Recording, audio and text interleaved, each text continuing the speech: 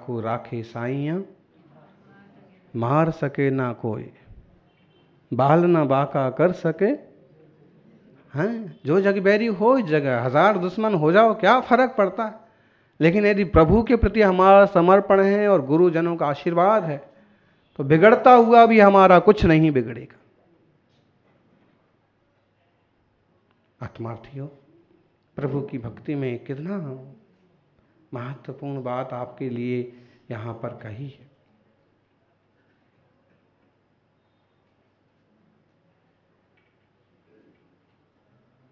हिंदी की स्तुतियां आप लोगों में से कोई पढ़ते होंगे, और उसमें क्या कहते हैं? एक गांव पति जो होवे, एक गांव पति जो होवे, सो भी दुखिया दुख खोवे, तुम 3 भुवन के स्वामी। सारी जिम्मेदारी किसकी? किसकी? आपकी, मेरी नहीं। वो मेरी जिम्मेदारी तो तब होती है जब मैं अपनी तरफ से बात करता हूं, कर्तृत्व की तरफ से या कर्म की तरफ से। अभी मैं भक्ति की तरफ से बात कर रहा हूं, इसलिए सारी जिम्मेदारी आपकी। एक गांव का सरपंच होता है, वो भी अपने खेत के नौकरों को कुछ ना कुछ खिलाता पिलाता रहता है, उसकी रक्षा कर लेता है। और आप तो 3 भुवन के स्वामी। अब जब 3 भुवन दुनिया भर के, भारत के, विश्व के स्वामी आप ही हो, तो फिर मेरा सारा का सारा दुख मिटना ही चाहिए ना। हैं, कितना बढ़िया भाव पिरोया है। प्रभु सब जग के बिना हेत बांधो पुकारी, निरावरण सर्वज्ञ शक्ति जिन राज तिहारी। मेरे भक्ति रचित मम चित्त सेज नित वास करोगे, मेरे दुख संताप देख किम धीर धरोगे। मेरे पर कोई दुख आए आप देखते रहोगे? हैं, एक माँ अपने बच्चे को दुखी नहीं देख सकती है, फिर आप तो मेरे माँ बाप गुरु सब कुछ।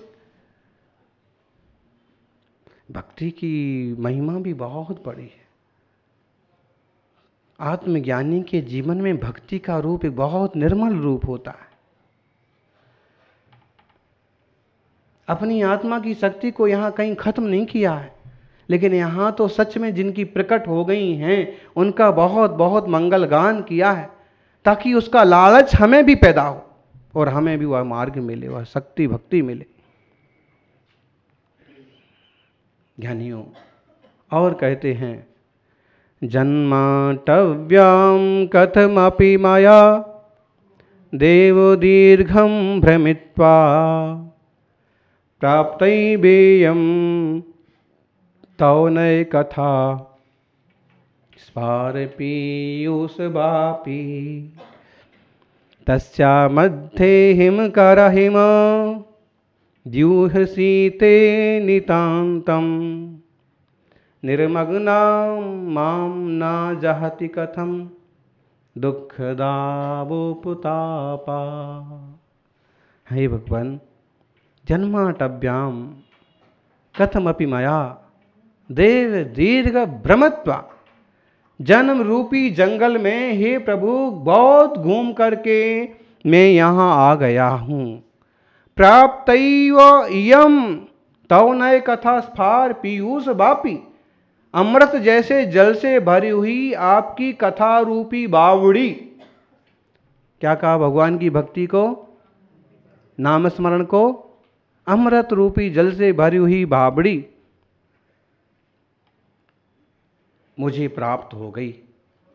तस्या मध्य, एक बात, जन्माटव्यम, अटव्वी, अटवी मतलब क्या होता है? भयंकर जंगल। हाँ, आप तो कभी गिरनार जाते सीधी सीढ़ियाँ चढ़ के उतर आते हो, मालूम नहीं पड़ता है। जिस तरफ हम लोग साधना करने जाते थे, कभी उस तरफ से 2-4 किलोमीटर चले जाओ ना, तो वापस आओगे कि नहीं आओगे उसका भी कोई ठिकाना नहीं। आप कहोगे रास्ता देख लेंगे, रास्ता देख भी लोगे, लेकिन शेर भी हैं, सांप भी हैं, दुर्जन भी हैं, भुलक्कड़ रास्ते भी हैं। जन्म जैसे कोई भयंकर जंगल अटवी में पड़ा हुआ व्यक्ति को रास्ता सूझना मुश्किल है, वैसे ही जन्म रूपी अटवी में मुझे जैसे तैसे आपके नाम रूपी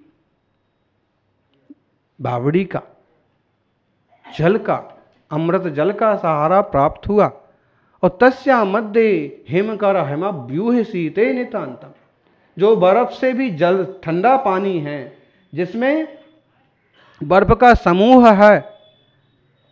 निर्मग्नाम माम है, मैं डूबा हूं, फिर भी माम न जाहती कथम दुख दावोपताप, फिर मेरा दुख रूपी दावा नल, दुख रूपी अग्नि शांत क्यों नहीं हो रही है।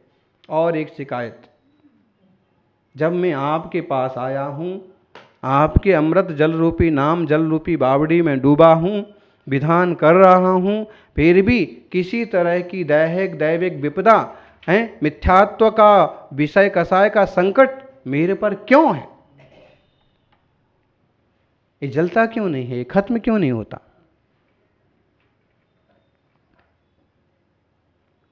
जबकि प्रसिद्ध है कि बावड़ी में आया हुआ व्यक्ति, उसका ताप मिट जाना चाहिए, शीतलता मिलना चाहिए, और मुझे क्यों नहीं मिल रही। कहीं ना कहीं आपकी कृपा की कमी है। आपको हमने पहले ही समय सुना दी गुरुदेव की कथा वादिराज मुनिराज की, और उसी से जोड़ते जाइए ये बात कि सच में उनके देह पर एक तरह का संकट है। उन्हें देह से कोई प्रेम नहीं है, फिर भी जिन धर्म की प्रभावना आदि की दृष्टि से उन्होंने एक छोटा सा उपक्रम किया है, जो तो है तो आत्म विकास की दृष्टि वाला, लेकिन फिर भी बाह्य में जिन धर्म की प्रभावना हो। और इसलिए भी कह रहे, जब मैं आपके इस पार पीयूष बापी अमृत जल की कथा रूपी बापी में बैठा हूं, डूबा हूं, बार बार निमग्न हूं, तो फिर मेरे संकट क्यों नहीं दूर हो रहे। होना ही चाहिए। भवन में चिरकाल भ्रम्यो कछु कहिए न जाई, तुम थुति कथा पीयूष बापिका भागन पाई। भागन, भाग से आपके नाम रूपी बावड़ी पाई। शशि तुषार घनसार हार शीतल कहीं जासम, करत न्योनता माही क्यों न भवताप बुझे मम। आपकी वंदना से, आपकी स्तुति से मेरे जन्म मरण का नाश हो। तुम जस जमपत जन छिन माही, जन्म जन्म के पाप न साही। मेरे भी दोषों का, पापों का नाश हो, ऐसी मंगल प्रार्थना। जय बोलिए शीतलनाथ भगवान की। आरो महावीर भगवान विराजो, महावीर भगवान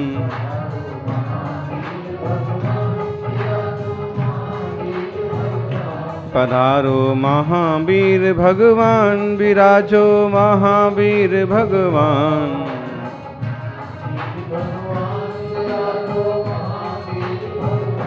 मेरे मन मंदिर में आन पधारो, महावीर भगवान।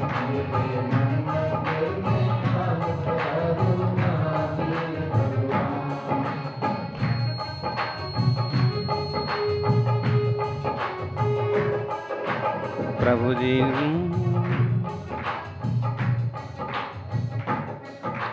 प्रभु जी तुम कुंडलपुर जन में, पावापुर से मोक्ष पधारे। प्रभु जी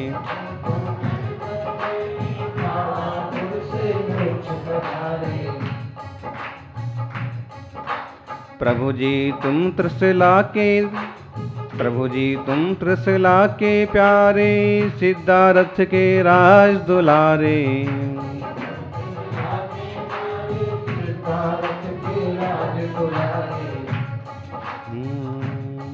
कर दो सबका कल्याण, पधारो महावीर भगवान।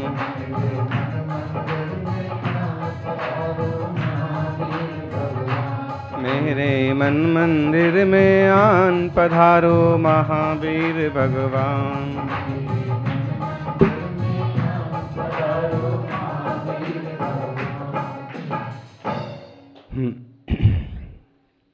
अधिम तीर्थेश्वर आदि विधाता देवाधिदेव महादेव आदिनाथ भगवान की।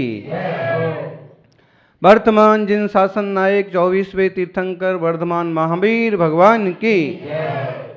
आचार्य श्री आदि सागर जी महाराज की। आचार्य श्री महावीर कीर्ति जी महाराज की। गुरुदेव तपस्वी सम्राट आचार्य श्री सन्मति सागर जी महाराज की। परम पूज्य आचार्य श्री सुबीर सागर जी महाराज की जय। समस्त मुनि संघ की जय।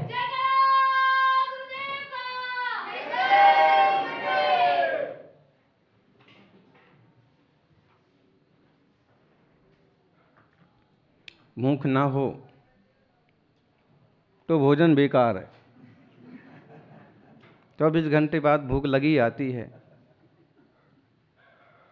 भूख ना हो तो भोजन बेकार है। नींद ना हो तो चटाई बेकार है, बिस्तर। भूख ना हो तो भोजन बेकार है, नींद ना हो तो बिस्तर बेकार है।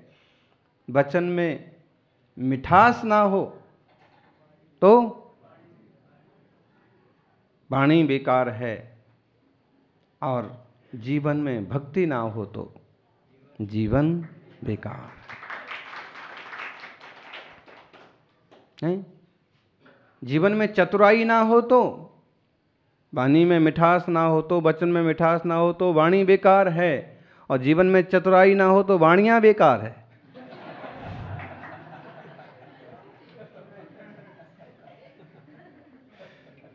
चतुराई तो होना ही चाहिए कि किस में हमारा लाभ है, किस में हमारा भला है, जीवन का उद्धार उत्थान कैसे होगा। और सब काम में चतुर होते हैं लोग, लेकिन धर्म ध्यान के मामले में कमजोर पड़ जाते हैं। जबकि सही तो वही है वाणियां जो अपना श्लोक को भी साध ले और परलोक को भी साध ले। दोनों को साधता है। ऊपर के दुकान वाले को भी साधता है और नीचे ग्राहक को भी साधता है, और बीच में खुद मुनाफा भी खाता है। एक जगह भी चूक गया तो समझ लो गया काम से। इसलिए अपन सभी, भले आप क्षत्रिय वर्ण में जन्मे हों, लेकिन काम की अपेक्षा से तो वैश्य जैसे काम करते हैं, अहिंसा परक व्यापार करते हैं। ऐसे में जैसे व्यापार में चतुराई रखते हैं, वैसे ही जीवन में व्यवहार में भी चतुराई रखना चाहिए, और भक्ति में भी चतुराई रखना चाहिए। आत्मार्थी सज्जनों,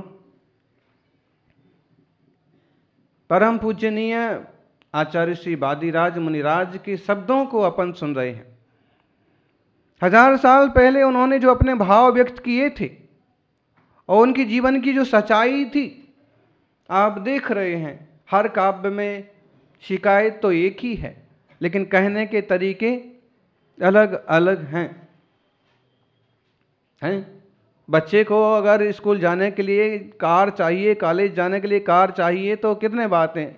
एक बार कहेगा स्कूल बहुत दूर है, फिर जब आप ना उसकी व्यवस्था कराओगे दूसरी बार कहेगा जाते हैं तो पाँव बहुत दुखने लगते हैं, फिर तीसरी बार कहेगा कि टैक्सी से जाते हैं तो खर्चा तो उतना ही होता है जितना पेट्रोल में खर्च होता है। और अलग अलग बार अलग अलग तरह के बहाने, और इतने बहाने निकाल देगा कि एक दिन आपको गाड़ी दिलाना पड़ेगी। एक बेटा अपने बाप से कह रहा था, देखना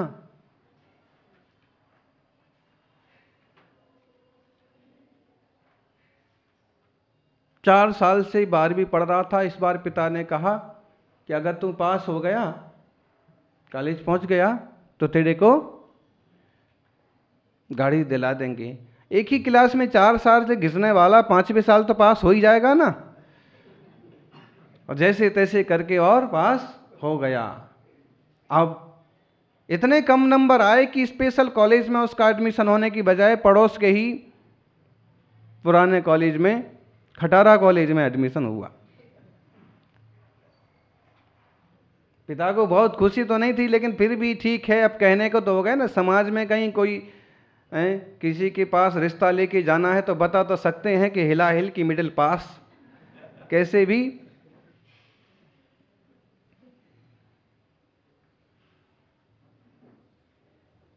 और वो कहता है कि पिताजी, पप्पा, डैड, मेरा कॉलेज में एडमिशन हो गया और अब मुझे गाड़ी दो। पिता मना कर देते, कितने बार मना कर देते। एक बार पिता के बहुत जिगरी दोस्त पास में बैठे थे, उनका लिहाज भी वो करते थे और शर्म भी करते थे, तो उसने सोचा कि अगर इनके सामने जाके मैं कहूँ तो निश्चित है इस लिहाज में वो हाँ कह देंगे कि हाँ गाड़ी आ जाएगी। और जब गया पिता के पास, उसने कहा कि, पिता ने कहा कि 4 कदम पर तो तेरा कॉलेज है, 4 कदम पर तो तेरा कॉलेज है, भगवान ने 2 पांव किस लिए दिए? 2 पांव भगवान ने 2 पांव किस लिए दिए? वो कहता है कि पिताजी, एक पांव ब्रेक पर रखने के लिए और दूसरा पांव एक्सीलेटर पर रखने के लिए। उसका भी उत्तर मिल गया ना कि 2 पांव किस लिए दी। अरे 2 पांव, उसका कहने का आशय था कि 2 पांव हैं तो चल के जाओ, लेकिन वो कहता है कि एक पांव ब्रेक पर रखूंगा और दूसरा।